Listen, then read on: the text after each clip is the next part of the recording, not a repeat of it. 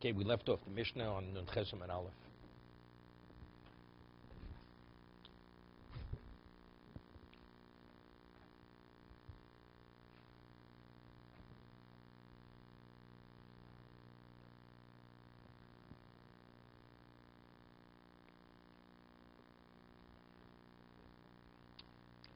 Hamakadesh b'trumos u'b'maisers. Person is makadesh a woman with truma or meiser, umatonos, u'mechatos, u'be'efer chatos, the ash of the paraduma, harezum kudeshes, v'afil Yisrael, and even for Yisrael gives the truma, the meiser, all this. So now the Mishnah cannot be understood literally. And what's the Mishnah telling us? We know that truma, a non-Kohen is permitted to own truma. So if, let's say, a non-Kohen purchases truma from a Kohen, so it's his asset. So if he gives it to a woman, you give a woman anything which has monetary value, shava prutish and mukudeshes, meiser is permitted to a non-Kohen, to a non-Levi, correct? So we're not speaking about he took meiser and was makadosh woman with meiser. Otherwise, what's the chiddush in the Mishnah? Matnas kuna, zroch chaim v'akevo, right? It's one of the gifts that you give to a Kohen. So a non-Kohen is permitted to eat this. So let's say a Kohen had given Zruach Chaim V'Akeva to a Yisrael. Now the Yisrael takes that part of the animal. It's Mekadosh and Yisrael. Should be Kodeshes. So the Mishnah cannot be read literally that you took the item that was yours, the Trum and the Mice that was yours, or that, and you Mekadosh and Isha. That's just Mukadeshes. Otherwise, what's the Chiddush? So evidently the Mishnah is speaking about something else. Omer Rula. So evidently we're speaking about a person has truma, has tevel, that's non-tithe grain, produce, and he tithes it, and he has truma. Now, the moment he tithes the truma, who owns the truma? It's a moment Kohen, right? It belongs to the Shevet. Now, he takes the truma before he gives it to the Kohen, and he gives to the woman, Harei B'Kodeshes with this truma. Now, when he gives to the woman that truma, before he gives it to the Kohen, does the Yisrael have any financial interest in that truma? That's the question. So if you're of the opinion, Tovas Hadno Momon, that the right to give the truma, to choose which Kohen to give it to, that's considered, which we'll discuss in a moment, has monetary value. That's a monetary interest. So although the truma itself is meant to be given to the Kohen, but factually, the one who has the obligation to give it to the Kohen has a financial interest. So that financial interest, when he gives it to the woman, he's giving her that financial interest in marriage. Now she's the one who gives it to the Kohen. That right to choose which Kohen, that is considered financial interest. So she gives it to the Kohen. Same thing with the Meiser. You take 10%, you give it to the Levi. If you have the opinion that since every person who tithes has the right to choose which Levi he's giving it to, there's no one Levi could claim, I want it. It's up to you to choose which Levi. So if that has a financial value, that's a financial interest, he's giving something of value. It's a Shaveh Pruta. Therefore, we'll discuss this in a moment. Amar Ula, Tovas Hano Eino Moment. It's not the right to choose and pick which Kohen, which Levi to give it to. That's not considered monetary interest. So if that's the case, what's the Chiddush in the Mishnah? Seemingly, the proof would be from the Mishnah, Tovas Hano is Momon. And that's why she's Mukadeshes. Ula says, Tovas Hano is Eino Momon. It's not. So the Gemara asks, Esrei Rababa Lula. So if that's the case, if Tovas are not in a momon, Hamakadish betrumas and meisers, umematonos, mechatos beifepora, harezum kudeshes, vafil Yisrael, right? Even Yisrael. So the question is, what's the chiddush in the Mishnah? What's the Mishnah telling us? And it says even the Yisrael, meaning even if the Yisrael seemingly he had the truma which hasn't yet been given to the Kohen. He tithes, he hadn't given to the Kohen. If he gives that truma to a woman for kiddushin, she's married. If Tovas Hano is Momon, that's the case of the Mishnah. Right? To tell us that the right to give, to choose which Kohen, that is financial value. That's a financial interest. He's giving that to her. But if Tovas Hano is Eino Momon, so why is she married? If it's already he purchased it, there's no chiddush. And if he hasn't yet given it, and the right is not considered something of value, so she shouldn't be Mukadeshes. That's the question on the Ula from the Mishnah.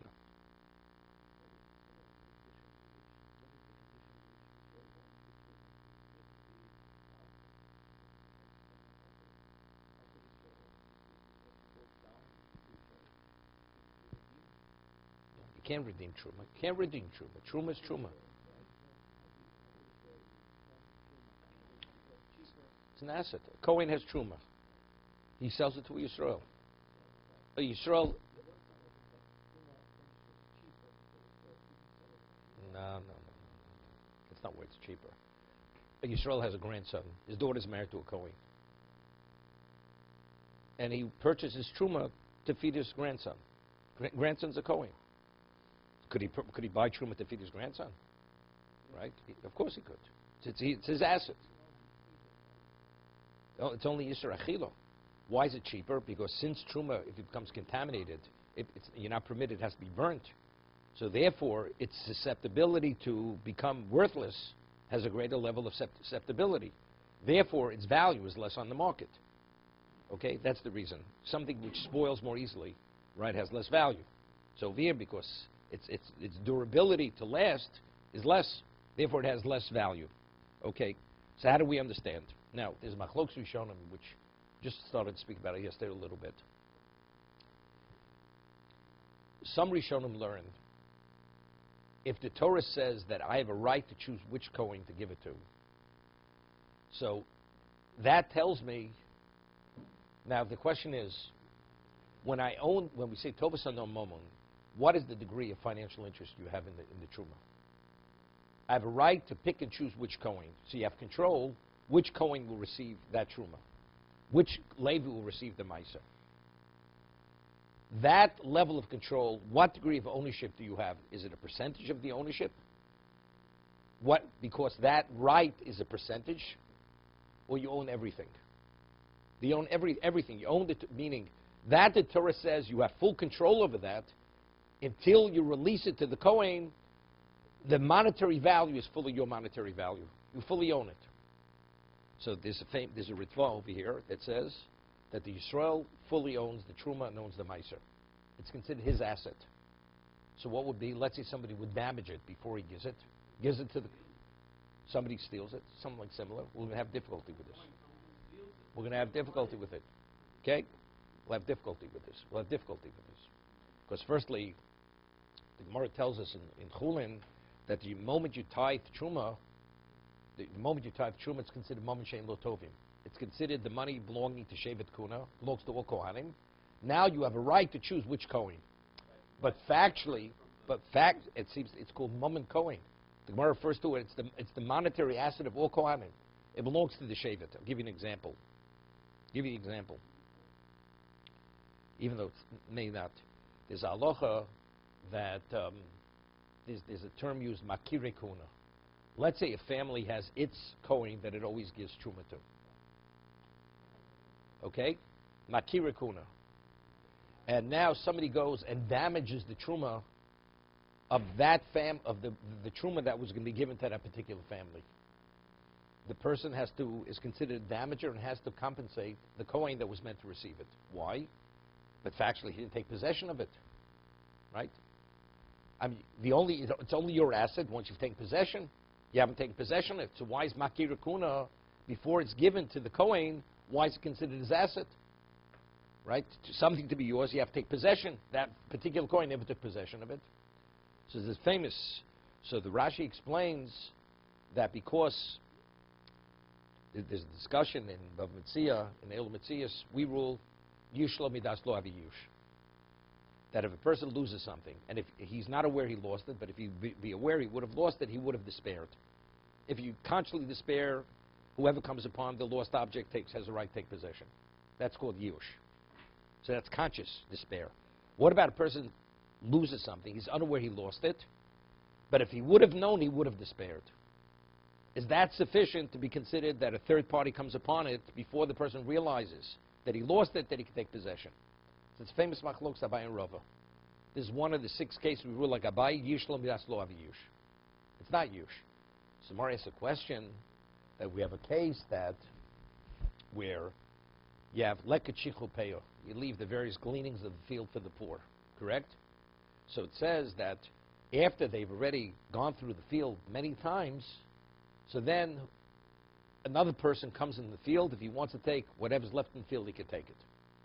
So the Gemara asks, But the aniyim of another community are unaware that the field was stripped clean.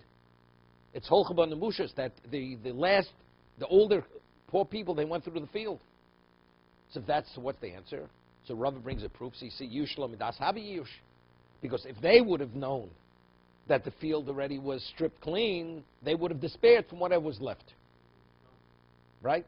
We're talking about poor people from now because it belongs to all poor people. It doesn't only belong to the poor people of that particular community. It belongs to all poor Jews in the world. So they're not aware of the state of affairs of that particular field in the other community. So the Gemara says, because each community of poor people, they despair of the other, it's conscious despair, because they know each community has its own poor people. Therefore, they leave it to that community. So they've abandoned, they've despaired from whatever's in that community, and each group of poor people focus on their own community. That's what the Gemara answers. So therefore, it's no proof that Yush Lamidas Havi Yush. There, it's conscious despair. That's what the Gemara answers. Okay? That's the Gemara in the Elam Metzius. It's similar over here. Makira Kuna, since every Kohen knows that this family has its picked Kohen, so there's not even a consideration they're going to get. So all Kohanim, they despair. So it's as if he's the only Kohen in the world. So if you have one Kohen in the world, of course it's his asset. Right? If you have multiple Kohanim, you're not sure which Kohen is going to receive it, okay. But over here, every Kohen knows it's going to be that particular Kohen that this family always gives it to.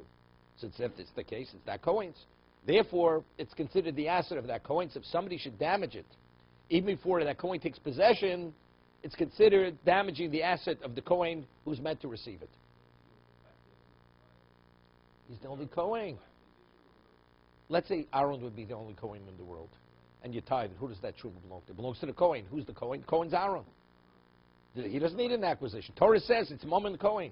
It's the asset of the Kohen. So if there's one Kohen, he's the owner.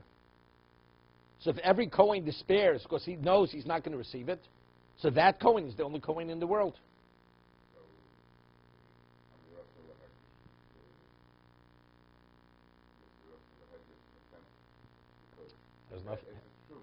Has nothing to do with this. It's not Amiras Lagoing. We're talking about Hegdish. You're not consecrating anything. The act of tithing is an automatic, it's a state. When it's in that state, the Torah says that's Kohen. That belongs to the Kohen. When you tithe Truma, that's the Kohen. The Torah says that. When you consecrate something, that's exactly what we're saying. He doesn't have to acquire it. But if you have multiple Kohanim, you don't know which Kohen, so then he has to do an act of acquisition. But if every other Kohen despairs because he understands he's not going to be the one to receive it, since the equivalent of having one Kohen. Okay? This is similar to the Gemara in which I mentioned Bava Basra, right, where they stole the Sefer Torah from the shul. So you need witnesses which don't have a financial interest in the Sefer Torah to testify. But if every member of the community has an interest, every person is not qualified to testify. So what does the Gemara say?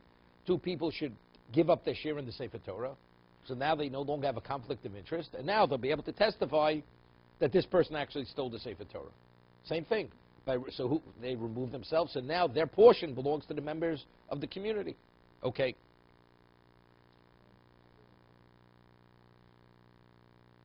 So the Gemara says, according to Ula, the Tovas Eino Momon, so why, but it says in the Mishnah, she's Mukadeshes. So Gemara answers, Omar Leg. So Ula answers, Hocha be Yisrael Shenaflo Tfolim Beis Abiyimo, Kohen. Now it's interesting. A Jew has Tevil. So he has an obligation to take Truma. He has an obligation to take Truma, and what? And that Truma has to be given to what? To a Kohen.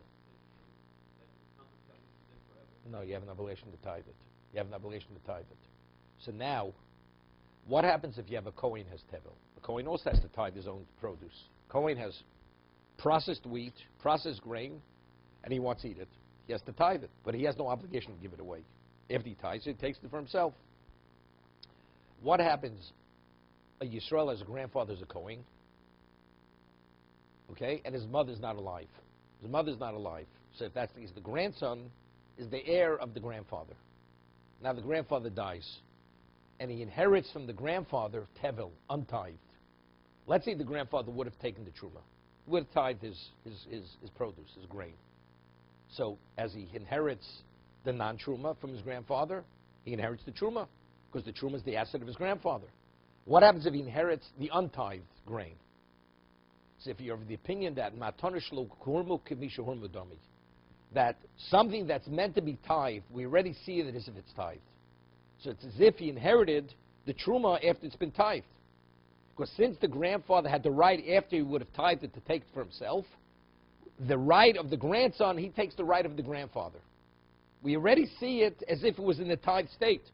So if that's the case, when the grandson tithes it, he doesn't have to give away to a Kohen. So it's already his asset. Although it was never given to a Kohen and the grandfather never tithed it, but if you say the tithe that's meant to be tithed, you see it as if it's already truma. So if that's the case, what is the grandson inheriting from the grandfather? Not just grain.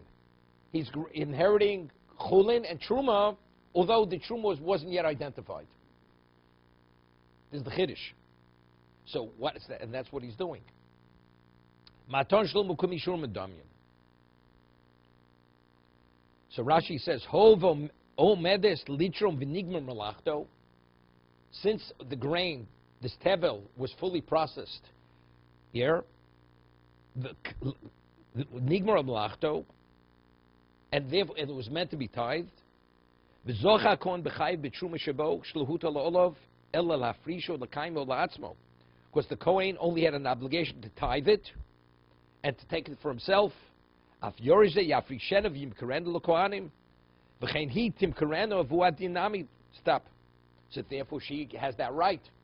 When he gives her that tevel with the truma, that truma, she has the right. This truma doesn't have to be given away. Okay? Because she can take it for herself, as he could take it for himself because that he inherited. This truma is rightfully his. That's the chiddush. That even though this truma was never given to a Kohen, but because he inherited it, because he was the grandson, he gave her something which was rightfully his. Untithed. No. See, Tosa says, if that's the case, so what do we say? He inherited truma from his grandfather. He says, what's the chiddush? That there's no chiddush. Right? That's understood. If you inherited truma, of course she's... The mission, what's the chiddush of the mission? It's like you purchase truma. You purchase truma and you marry a woman. Is there a chiddush? She's mekudeshes? It's his asset. So if you inherit truma from your grandfather and you mekadesh a woman, is there a chiddush? The chiddush is that even though this truma was never given to a Kohen, because it was inherited in an untithed state, it's the equivalent as if it was tithed, and therefore that's the reason why when he gives it to the woman, that's the reason why she's mekudeshes. It's considered her asset.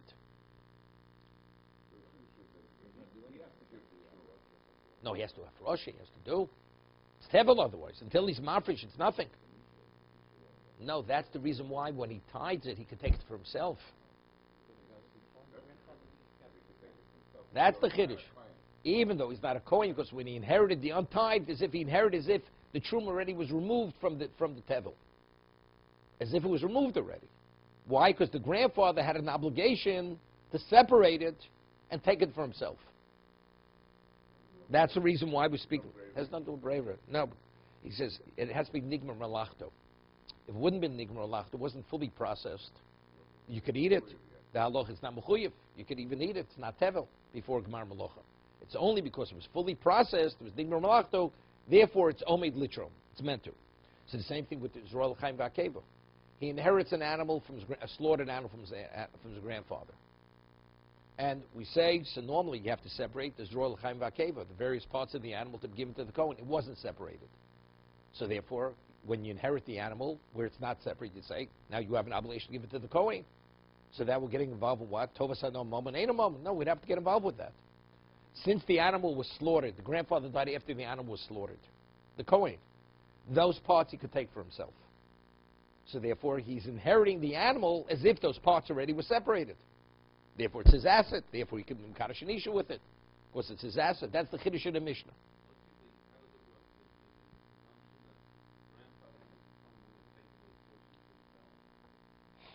It's a relevant he would have taken. He has a right to take it for himself.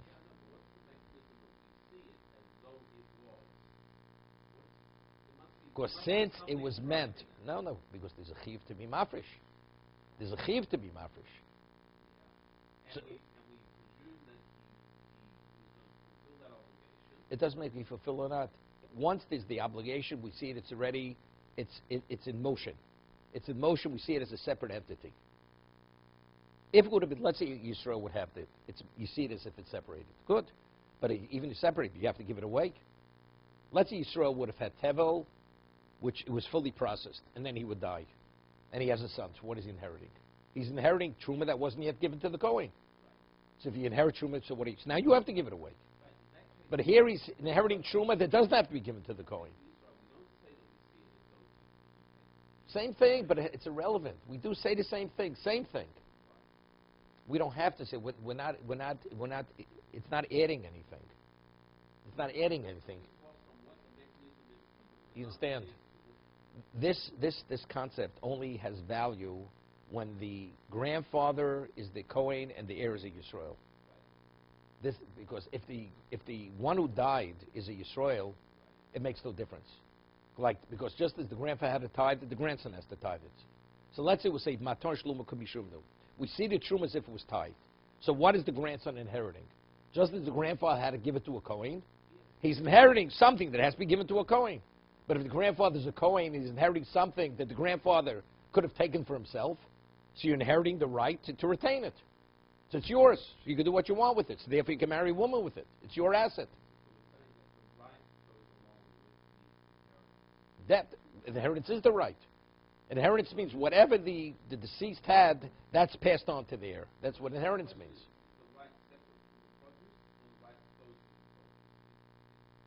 It's synonymous with the produce. What was the relation between the grandfather and the produce? The truma was his. So now the grandson is the grandfather. Why not? Can I ask you a question? Let's say the grandfather tithed the truma. The grandfather, does he have a right to take that truma for himself? I'm asking you. Let's say he doesn't have an arrangement. He wants to give it away. That's his business. You have your own money. You want to give somebody a gift. That's giving a gift. You understand? That's giving a gift. Not his. It is. It's his. It is his. It's not a right to take. It is his. The Torah doesn't obligate a Kohen to give away his. It's his. The truma is his truma. A Yisrael or a Levi has to give it away. A Kohen doesn't have to give it away. It's his asset. So if he dies, who inherits his asset? His heir. So if you're of the opinion, even before it's tithed, we already see it as if it was tithed. So now when the grandson does the actual tithing, that asset that he has now, whose asset was that? That was the grandfather's asset. Says it belonged to the grandfather, now it belongs to the grandson. Right? That's the concept. Good. Now, does it become automatic? The grandfather checks the animal. He immediately, automatically owns the right of the It's already his. It's as if it was separated. If it would have been separated and he died. It doesn't have to do an action to say, I'm keeping it instead of giving it to He's a Kohen. It's the same idea. He's the Kohen. It's his asset already. Okay. 1 second. So that's the kiddushin of Mishnah. Matonish l'humra k'vishur medamyan. Boy minei Rav Chia bar Rovin mi Rav Huna. Rav Chia bar Rovin posed the question to Rav Huna. Tovasa no momon eino momon. That's the question. Meaning what Ula ruled eino momon. He posed the question to Rav Huna, is it momon, is it not momon? Omale tinisua. So Rav Huna answers, we learned in the Mishnah, Hamakarish b'trumos u'maisers ma'atonis mechatos be'efer pareizum kodeshes va'afilu Yisrael. So evidently, what do you see from the Mishnah? Tovas no is momon, right? That's what Rav Huna's answer Rav Chia bar Abba. Omale, so Rav Chia bar Abba says to Rav Huna, v'lavukim to be shoshen afilu tvon beis aviimo kohen. He says, but what's the proof? It's not speaking where he took truma, but rather he inherited from his grandfather. So it says no proof. I asked you a question, is the mamon, not mamon. So you citing me the Mishnah, but we said the Mishnah is not a proof because he's able to say the case the Mishnah is speaking where he inherited untied grain from the grandfather. Omalei. So when Rav Huna heard this, Rav Chia's response, he says, Hotzoat. What is Hotzoat? So Rashi says two pshatim. Meaning, you have no understanding. You're out of touch with reality. That's the way he understood it. Well, Rav Huna said to Rechi Barabba, like you're out of here. You know? Hutzat, like you, or he says, you know, you're like a guy, you're like a person who works in the marshes, just cuts reeds in the marsh. Like Hutza V'Dafna. You're some kind of a bumpkin over here. It's like I'm talking to a bumpkin. So what happened? Ichsif. Yeah. So he was embarrassed. Could you imagine? Person asks a question. He brings a proof from the Mishnah. He says, but we've already explained it differently since no proof. He says, Hutzat. Meaning he says, you fool. So you call a person a fool? You know, he thinks he's saying something of great value. He calls him a fool. Ichsif, he's embarrassed. He insulted him. Husava mishmait shekom alei. So he thought, Rav Chia Barabba, he was embarrassed, thought that he was just saying to him, you're talking out of your head. That's what he thought he was saying to him. Like, right, Howard? You know what that means, talking out of your head. Okay? So he says, no, Omalei Hochi Kamina. You mistake, you don't understand what I mean. When I said Hutzoat, Rav Asi du Hutzel Koi Kavosech. Meaning, Hutzah means Hutzal. He says, what you're saying, exactly what you're saying, Rav Asi of Hutzal says, therefore it's no proof. You asked me a question, is Tovas the moment, not moment, I want to bring a proof. You're responding, so I said, you know, what you're saying, it's exactly what Rav Asi of Hutzal said. That's Hutzoat. For Hutzal, he was alluding to Hutzal, not to mean you're out of it. What? No, Hutzoat, that's it's a way of saying. It's the way, that's the way he expressed himself. It's not he's backtracking over here. That he called him a fool, now we saw he's embarrassed, now he's backtracking. No. He says, what I meant to say, you're right. He's saying, you're right, there is no proof in the Mishnah. Because if you interpret the Mishnah like Rav Asi of Hutzal, there's no proof in the Mishnah that Tovas HaNo is Momo. That's exactly what he's saying. We didn't get to Mechatos yet. We'll talk about Mechatos. Right? What is it?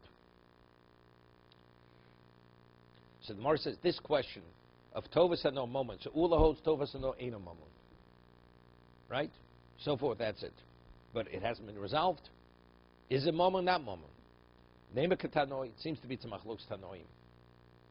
Hagoni Tivlo Shel Chavero. Somebody steals Tevel, untithed grain from another Jew. Okay? And let's say he goes, if he steals it, he eats it, he destroys it, whatever he does with it. So what is the level of compensation, of restitution? Does he have to fully reimburse him for the full value of the grain? Or it's the chulin minus the tevel? Right? Because the truma is going to be tithed. That's not your asset. So if the truma is not your asset, the thief didn't steal that from you. In terms of the quantum, that's mom shein lo tovim. Right? No one Kohen has a claim against him. There's no one claimant. But regarding the chulin, that definitely the chulin belonged to what? To the victim, the one he stole from. So the question is what is the obligation of restitution of the thief to the victim? That's the question over here. Hagonev tivlo shel chavero b'shamlo demei tivlo shel chavero divrei Rebbe. Hear this? Rebbe says you have to pay the full value of the tevel. Full value. So what does that mean? That means even the truma, the value of the truma belongs to what? Is considered the Yisrael's asset. So that evidently that tells you, Tovas HaNo is Momo. That the Torah says that the truma could be determined by the Yisrael. Who should be the one to receive it? He dictates ownership on that. So until he releases it, monetarily it's considered his. Considered his. So therefore, if you take that away from him, you have to fully compensate him. You have to reimburse him for that. So he has to pay the full value.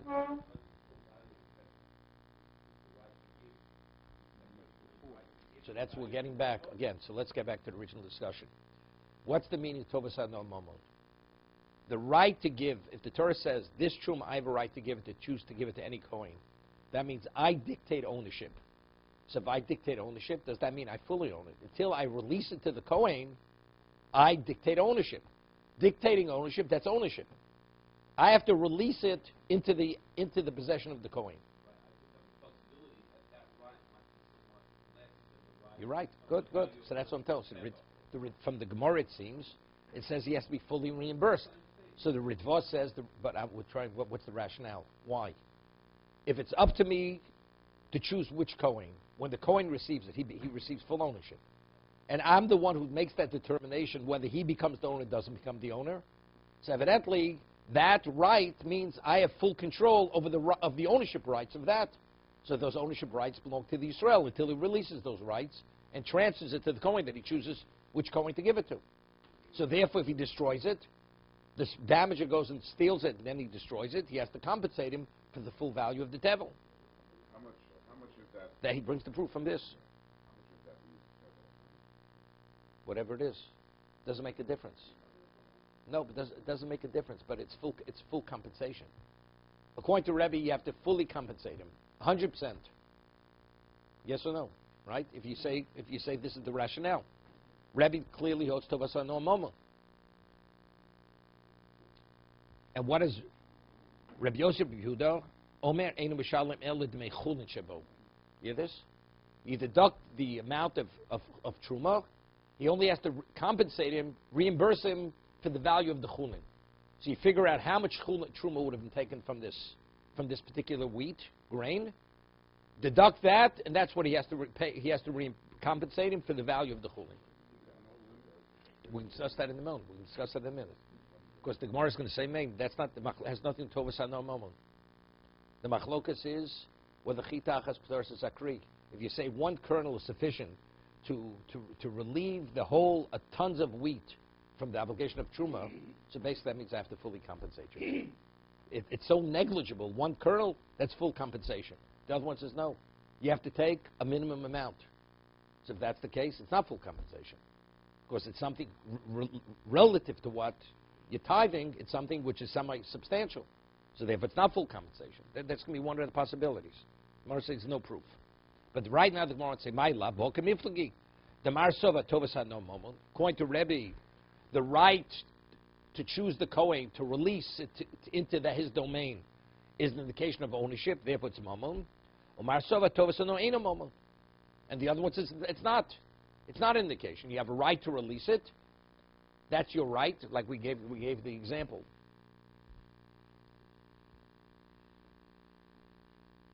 Maisi Sheni, right? Maisi Sheni is mamon gavoa. I have the right to eat it. But doesn't mean say you own it. It's mamon gavoa. The Torah says you have a right. You want to let someone else partake of it, you have a right. But does that right have any monetary value? Although I control it. But you can't marry a woman with it. So what does that mean? So you see, control is not synonymous with value, right? Although I have full control over the Ma'aseh Sheni. She's animal kodeshes. If you hold Ma'aseh Sheni Mama Gavoa, and we rule this way. Okay?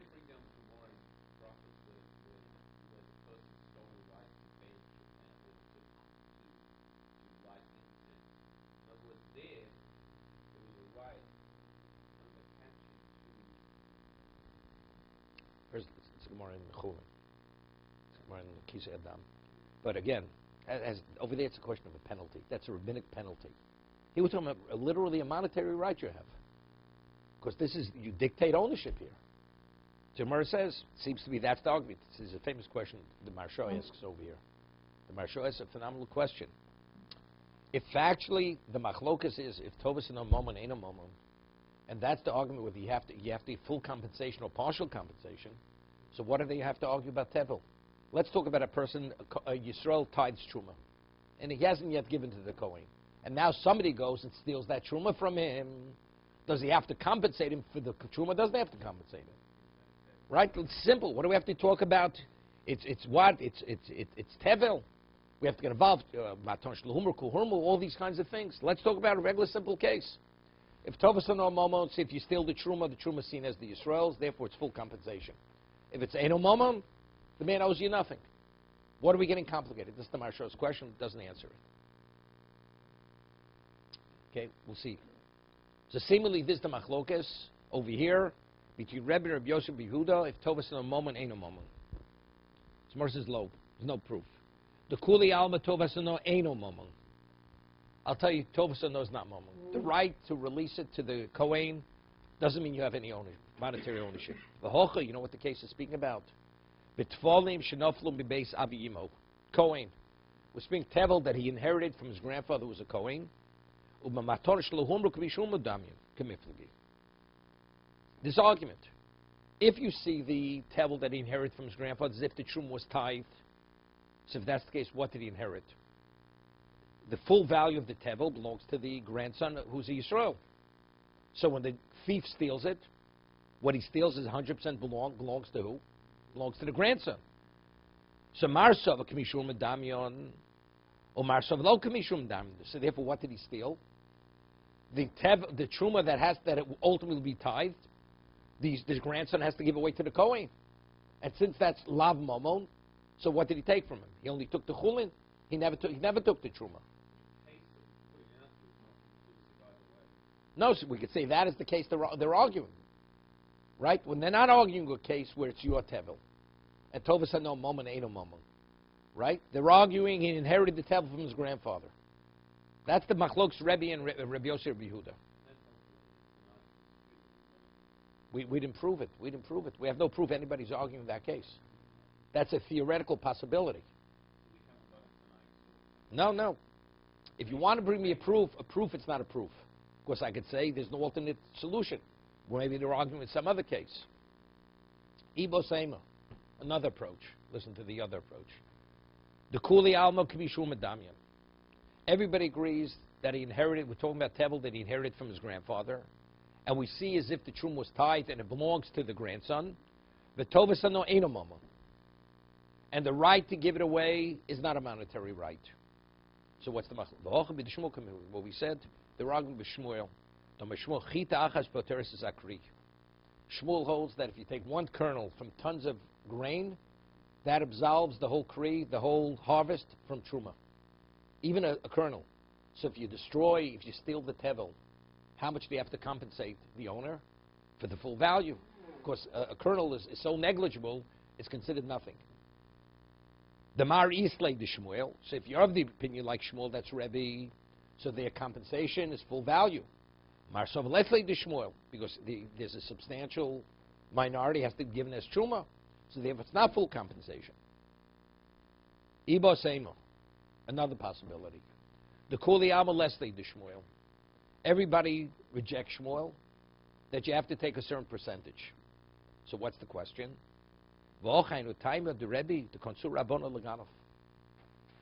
Because they were penalizing the thief. Otherwise, it's what? There's choti niskar. The person doesn't have Avera, steals, and he's getting away with it. He steals value more, and what's his liability of compensation? Less. So therefore, really on a Torah level, he should only have to reimburse the victim for the chulin. But since we don't want it, that he should profit on his sin, therefore we force him to make full compensation. We continued.